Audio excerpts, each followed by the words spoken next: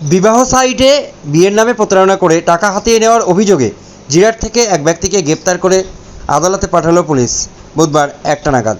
ঘটনাটি গত 4/10/2024 তারিখে বচন বিশ্বাস নামে নাকাশিপাড়া মদননগর এক ব্যক্তি নাকাশিপাড়া থানায় লিখিত অভিযোগ করেন যে বাংলা বিবাহ সাইটে শর্মিষ্ঠা সাহার সাথে তিনি দেখা করেছেন ম্যাট্রিমোনিয়াল এবং মোবাইল নাম্বার এবং ইমেলের মাধ্যমে। তারপর তারা বিয়ে করার সিদ্ধান্ত নেন এবং ফোনে কথা বলতে শুরু করেন, কিন্তু উক্ত শর্মিষ্ঠা সাহা বিভিন্ন অজুহাতে এবং অভিযোগকারীকে ব্ল্যাকমেল করে টাকা দাবি করেন। অভিযোগকারী মোবাইল থেকে ইউপিআই এবং গুগল পে অ্যাপের মাধ্যমে আরেক ব্যক্তির কাছে মোটা অঙ্কের টাকা হাতিয়ে নেন। এরপরে অভিযোগকারী ধরে নেন যে শর্মিষ্ঠা সাহা তাকে প্রতারণা করেছেন। পরে তিনি জাতীয় সাইবার ক্রাইমে পোর্টালে অভিযোগ দায়ের করেন।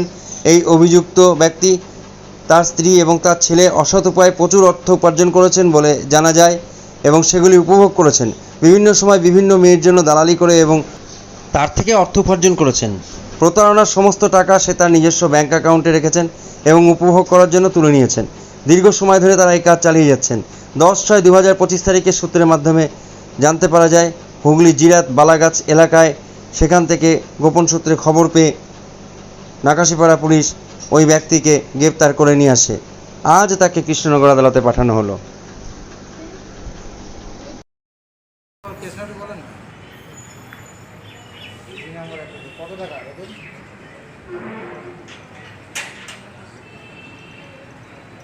হ্যাঁ, ওই দেখতে হবে তো ওর 1